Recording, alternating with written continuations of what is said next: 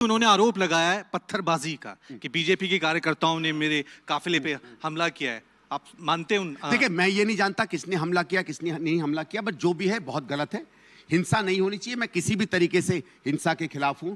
चाहे किसी ने भी पत्थरबाजी की हो, पुलिस को इन्वेस्टिगेट करना चाहिए। बीजेपी भी लगा रही है और आम आदमी पार्टी भी कह रही है कि हमारे कार्यकर्ताओं पे गाड़ी चढ़ा दी। आम आदमी पार्टी कह रही है कि मैं आपको बताता आप किसका सच ज्यादा मानते हैं? मैं इसमें ये नहीं कह सकता किसका सच ज्यादा है। मैंने कुछ वीडियोस देखे हैं, उसमें कुछ नहीं दिखता है। कोई तहकीकात करने दीजिए।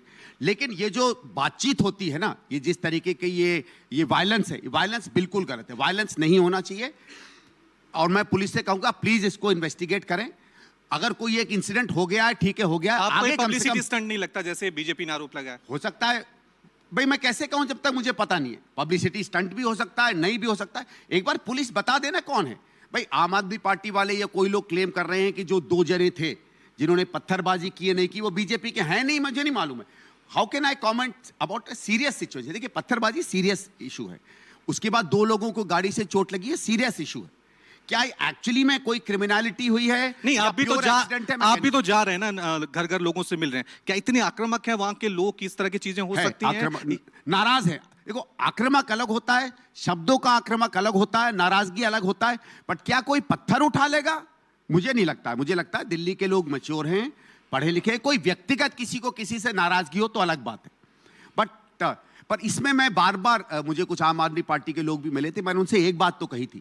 मैंने कहा देखिए, जब आप कभी कभी एक स्तर से नीचे की गंदगी फैलाते हैं ना, आपको याद होगा निर्भय कांड में जब शीला जी गई थी मोमबत्ती जलाने के लिए, तो आम आदमी पार्टी के लोगों ने उन पर चप्पल फेंकी थी।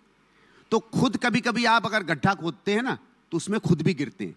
तो इसलिए मेरे सबसे यह है कि हमें राजनीति में सभ्यता रखनी चाहिए।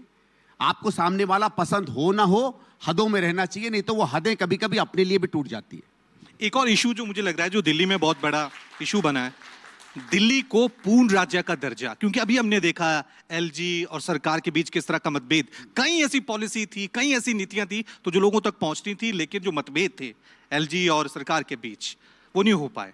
तो पूर्ण राज्य का दर्जा को लेकर आपकी क्या सोच है? देखो, पहली चीज तो मुझे नहीं लगता है कि कोई चीजें एलजी के कारण नहीं हो पाई होंगी। मैंने बहुत सी चीजें देखी, क्योंकि आज तक मुझे किसी चीज का एग्जाम्पल नहीं मिला कि ये स्कीम की हो और वो एलजी ने मना किया। देखो, होता क्या है, क्योंकि शीला जी भी थी, हम लोगों ने भी बहुत सी फाइलें होती देखी।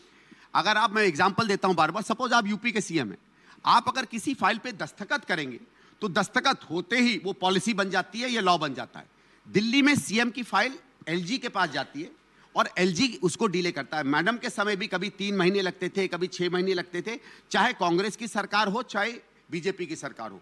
वो डिले जो है वो डेलिब्रेट नहीं है। एक आध कोई करता होगा तो करता होगा। हम ये नहीं कह सकते कि हर आदमी हमेशा प्योर होता है। मतलब आप एलजी का सपोर्ट कर रहे हैं? मैं एलजी का नहीं सपोर्ट कर रहा, मैं सिस्टम का सपोर्ट कर रहा हूं। ये सिस्टम है दिल्ली का, ये कॉन्स्टिट्यूशनल सिस्टम है दिल्ली का। जब आपने शपथ ली थी तो आपको दिल्ली का कॉन्स्टिट्यूशनल सिस्टम पता था।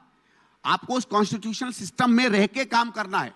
आपको लगता है कॉन्स्टिट्यूशनल सिस्टम अड़ंगे लगाता है, ठीक नहीं है, तो उसके बाद गुहार करिए।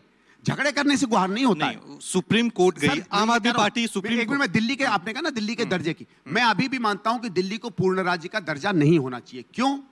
दिल्ली में सबसे बड़ी सत्ता प्रधानमंत्री की है। राष्ट्रपति छोड़ दीजिए, वो नेशनल है। सबसे बड़ी सत्ता प्रधानमंत्री की है। प्रधानमंत्री सत्ता के मामले में सबसे प्रथम होता है। हमें वो आदमी पसंद हो नहीं पसंद हो, हमारी पार्टी का हो किसी पार्टी का हो, प्राइम मिनिस्टर इज, जिसको मानेंगे एडमिनिस्ट्रेटिवली इंडियाज लीडर। ठीक है, अच्छा काम करे बुरा काम करे, हम उनसे निपट लेंगे चुनाव में। प्रधानमंत्री की सत्ता के ऊपर स्थानीय पुलिस या स्थानीय मुख्यमंत्री की सत्ता हो जाए, उसमें एडमिनिस्ट्रेशन टूट जाएगी। और मुझे एक एग्जांपल, जो मैं कहानी मुझे हमेशा जिसमें प्रभाव की, मैं क्योंकि आप लोग दिल्ली के हैं शेयर करना चाहता हूं। किसी ने मुझे बताया था कि 48 में 49 में जवाहरलाल नेहरू जब प्राइम मिनिस्टर थे और दिल्ली के सीएम चौधरी बन प्रकाश थे, उनमें शायद बनती नहीं थी। एक बार प्राइम मिनिस्टर बाहर से आ रहे थे, सफदरजंग एयरपोर्ट जो है ना, उस समय इंटरनेशनल एयरपोर्ट था, तो सुना है कि दिल्ली सीएम क्योंकि उससे नाराज थे, उन्होंने दिल्ली पुलिस को भेज दिया कि मैं पीएम को यहां लैंड नहीं करने दूंगा। इतनी पावर थी सीएम की। तो उसी समय लोगों ने रियलाइज किया कि जहां पीएम की पावर है उसके ऊपर किसी की कॉन्ट्रावेनिंग एसेंशियल इश्यूज में पावर नहीं हो सकती।